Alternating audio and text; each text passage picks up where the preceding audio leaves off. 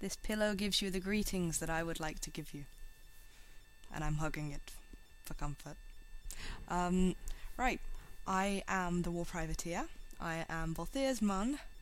And this is my 50 followers Meet the Mundane video.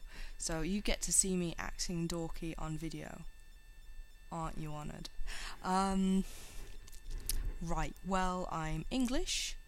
I am above 20, not going to tell you precisely how much, because it's embarrassing. And I am a dork, but we already knew that.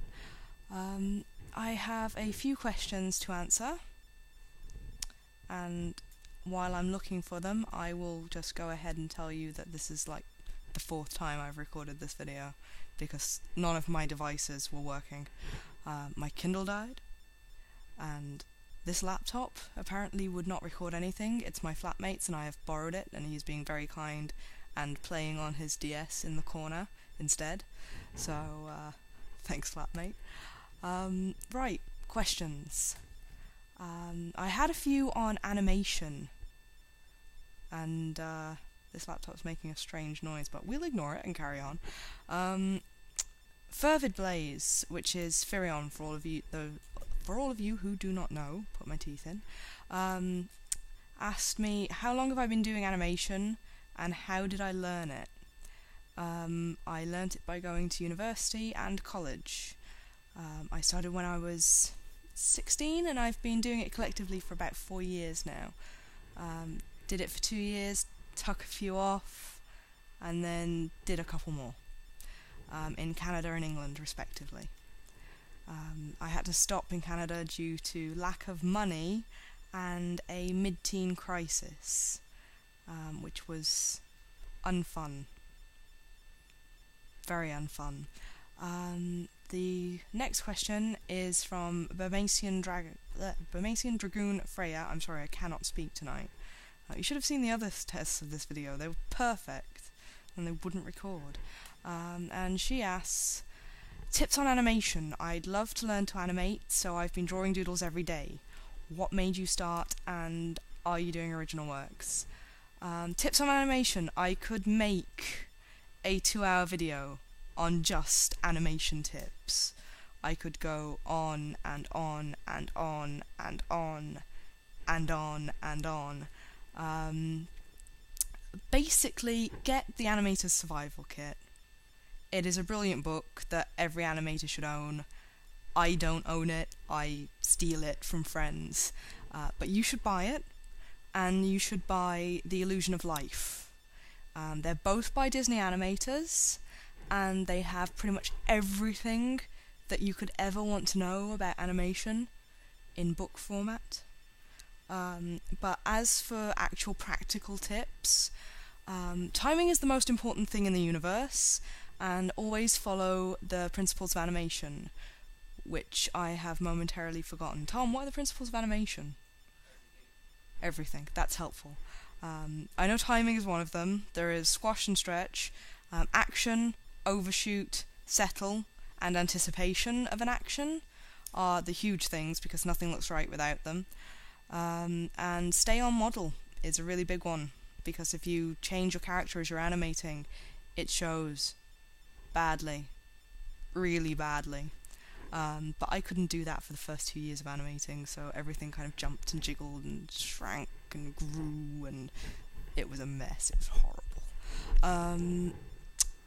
What made me start? I watched cartoons growing up, and my granddad watched cartoons growing up, and I watched Gundam Wing one day, and I was like, dude, I need to do this shit. So I did. There is literally no huge backstory there. I just love cartoons and want to make cartoons, and I do 2D animation, so it's like the old 90s cartoons are my big inspiration. I just think it's beautiful now, but back then I was just, it's cool. Am I doing original works? Yes, I am. I am actually in the progress of doing a 5-minute film that I will be submitting to the London Film Festival and the Ottawa Film Festival come summertime, which is a bit scary, to be honest. 5 minutes is a lot of animation. I will put it in perspective. we do 24 frames per animation, which is like 1 second of animation. 24 images, hand-drawn, for 1 second. 3 seconds is 76? Or is it 72? 72, I can't do maths. I should do that. I should be able to do that, I'm an animator. But yeah, it's a lot. I'm also working on a couple of other projects, including animating this blog, but that's not an original project. So I just want to animate Volthir because he's a sass master, and every time I animate him, he just does things that I don't necessarily mean to put in the animation, and he's just being there all sassy and shaking his head and being like, bitch, what up? But we won't go into too much about Volthir. Well, of course we will, but not me animating him. You know what I mean. Give me a moment while I try and find the rest of my questions, because there are more, and they're on the computer that's behind this laptop that I can't see the bottom of the screen of. Oh, there we go. Hi again. Right. Okay. What inspires my characterization of Volthir? This is embarrassing, but David Bowie as Jareth in The Labyrinth is a huge inspiration, and pretty much every other sassy character in the history of sassy characters. You've got Jack Sparrow is a pretty big one, even though I don't necessarily like Johnny Depp. I really like Captain Jack Sparrow in the first movie, and I think he's amazing. Sherlock Holmes is a really big inspiration. I don't know if you guys have noticed in my thread with Phantasmal Knight at the moment, but whenever I do action, I kind of do this freeze frame with Volthir, and he goes through all of the actions in his mind in slow-mo, and that was hugely from the Sherlock Holmes movies. I pretty much just kind of stole that, I'm sorry. But that is how I see him thinking when he's fighting, and I'm really bad at writing actual action.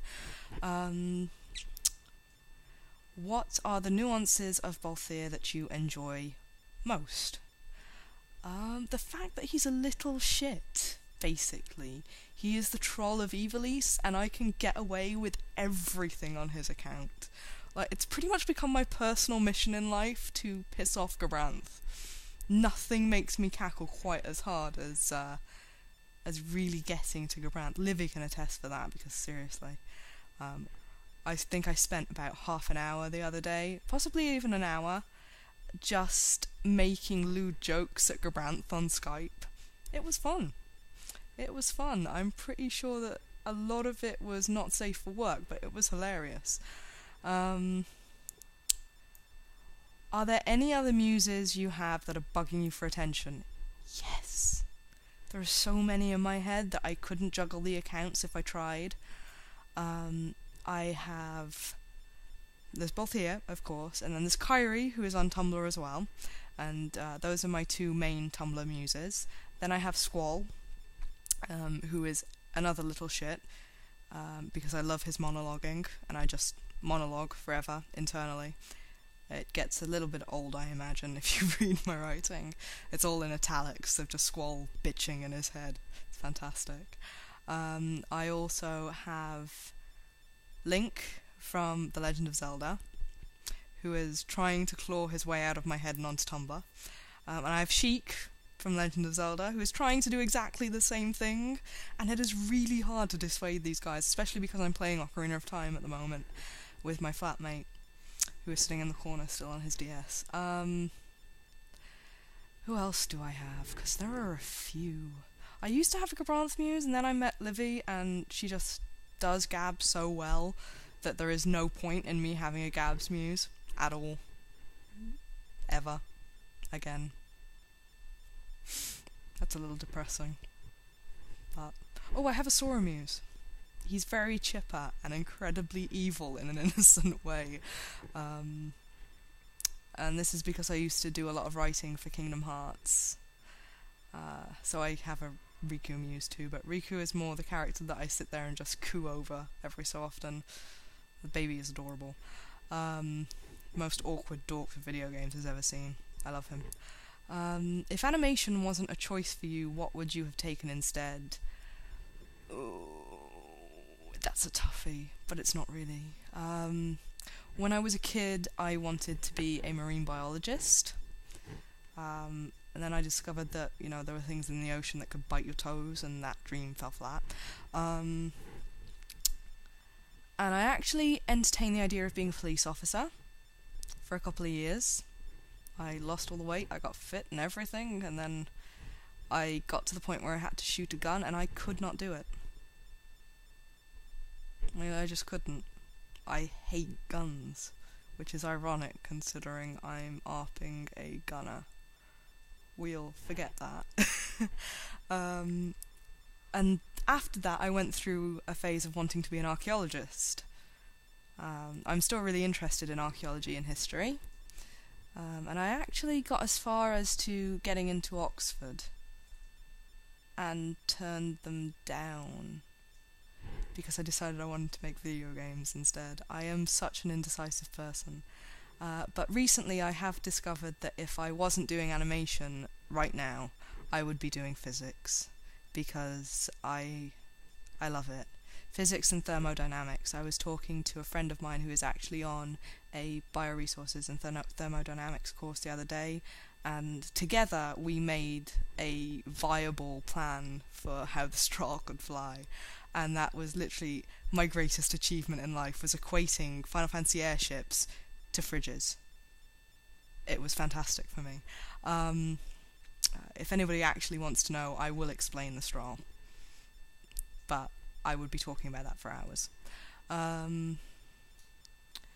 Generally, what is it about FF games that captivate me?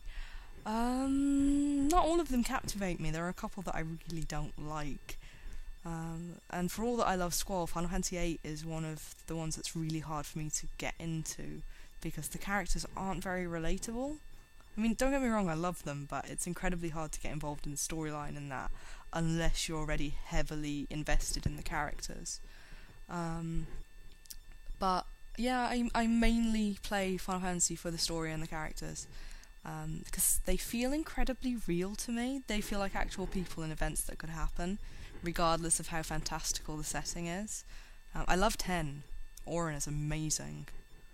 Everything about Auron is amazing. There is just no fault in that man at all. What was it about FF12 that grabbed your attention? Do I really have to answer that? Because I think it's pretty obvious. Apart from the fact that I really hated this douchebag in my first playthrough. Hated Balthier. Yeah, it was that moment that Balthier and Fran came in on that hovercraft thing, and I was just like, Jesus, I want to fly one of those things. I have a preoccupation with flight anyway. I really love it. I think it's amazing. And 12 just kind of played up to that with all of the airships and all of the glowy stuff. I really loved the politics of Ivalice as well. I hadn't played Tactics at this point, so 12 was like a crash course in the forerunner of how Tactics would be, and it was very different to every other Final Fantasy that I'd played, and I liked that about it. I know a lot of people didn't, and I know a lot of people were bored stiff because it wasn't a love story or it didn't present the same kind of plot details that others did. But I found the characters instantly relatable. I guess that's partly because of my love of Shakespeare. And yeah, the characters were amazing, and that is pretty much all I can say about 12. Everything was amazing, apart from the fight system, because I cannot be doing with that. There are days when I go to play that game and I just sit there and I'm like, I cannot be bothered with this fight system. No, it's not happening. Did you initially hate Final Fantasy XII and then play it again to try to enjoy it? I didn't initially hate it. I always loved it from my first playthrough. It was one of the first games that I actually bought with my own money. That and Kingdom Hearts 2. And that makes you love a game anyway. But no, I always loved it, even after my very first playthrough. For all of the reasons that I just listed. But yeah, if I had have hated it, it was solely because of that fight system. I could go into an entire huge long video about that too, but I've already taken up tons of your time on this question and the question before it. To some other questions from Phantasmal Knight. How long have I had Balthier as a muse, and what sparked my connection to him? I've had Balthier as a muse for a few years now. I wanted to start ARPing him when I was about 18. I want to say 18, possibly 17. And the person that I was ARPing with at the time actually wouldn't let me. They had a Balthier muse too, and they were convinced that theirs would be better than mine, so I shouldn't even try. So I didn't. I stuck with my Squall / Leon / damn it, just call me Dave muse, and I didn't ARP Balthier properly until I was about 20, 21, thereabouts. But he'd been taking up mind space since I was about 17, 18. But I did not actually start writing him until then. And that's actually a long time to be musing a character. Especially since the moment that I actually started liking him in Final Fantasy XII. It was like instant connection, wham bam, thank you ma'am, I'm just gonna sit in your head forever and silently snark at your life. Or not so silently snark at your life, as the case may be. Because he does that. He's really annoying. Having a Balthier muse is like having a constant bitch on your shoulder, who's just judging your life constantly, and your choices. What sparked my connection to him? He's a douchebag. I like assholes. It's a thing. I actually hated him, first off. I think I've said that before in this video, probably. I like to tell people how much I hate him, because I do. Because he was an utter smug asshole, and no. I usually hated characters like that back then, but as the game went on, I kind of got a little bit attached to him, but it wasn't until my third playthrough where I'm sitting there going, you know, I have daddy issues too. I can kind of see where he's coming from with this. And then I moved back from Canada, and I had to reinvent myself. I literally changed my personality, I changed who I was, because I'd grown up as a teenager and defined myself in Canada as Canadian, and I'd come back to England, and socially those two things just didn't mix. And I had to become a different person over here than I was in Canada. And while there are still aspects of that Canadian, it's mostly gone now. And I'm very English again. And it's very strange having to go through that whole process of taking your personality and looking at the aspects of it that don't work and the aspects of it that do. And I can kind of understand how hard it must have been for Balthier to do much the same thing when he went from Famran to Balthier. And I imagine he did it for much the same choices as I did it, in that when I came over here I didn't like parts of the person that I saw. I saw someone who was very selfish, and who was very cocky, and who was actually quite insulting sometimes. And while while it's still there in my personality, I try to tone it down, and I try to make it comedic almost. I'm not sure if that works. Tom, does that work? Am I a good person? He's just sitting there nodding, so I'll take that as a yes. But yeah, I understand how that must have felt for Balthier, and the kind of impact that must have on him in 12, having to face the person that he was and the people that he left behind. As I said, I also have daddy issues. I cut my father off when I was 10 years old, my biological father. He went one step too far and I just said no. And that's really hard. Like, seriously hard. Especially for a 10-year-old. And especially when he tries to get back in touch when you're, like, in your teenage years.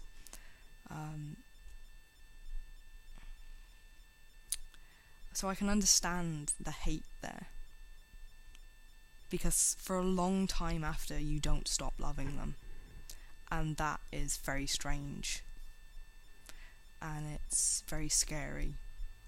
Because there's this aspect of you that you can't control. And it's just there and you hate it.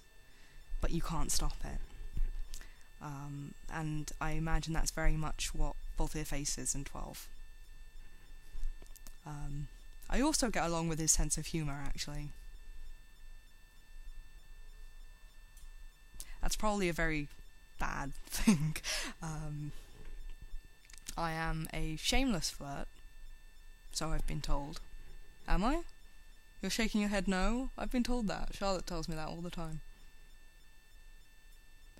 Just silently miming at me because he doesn't want to be heard on this video. But I like his sense of humour. I feel like I share it. I also like his obsession with shiny things. I have an obsession with shiny things.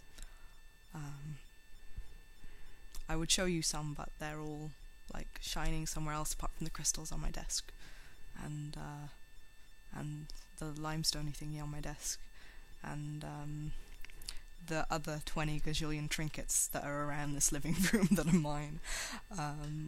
I hoard like nobody's business. I hoard treasures. Yes, good. And flight. I love flying. I've said that before. I would kill for a chance to fly the Strahl, not gonna lie. I probably would. So, that's why I connect with him. And I'm gonna say that is it. If anybody else thinks of any questions that they wanted to ask, but they didn't have time to, or they didn't see my notice asking for questions for this, just drop me a line either in my ask or responding to this video, and I will do an audio post or another video if I can steal my flatmate's laptop again, to answer your questions. Okay?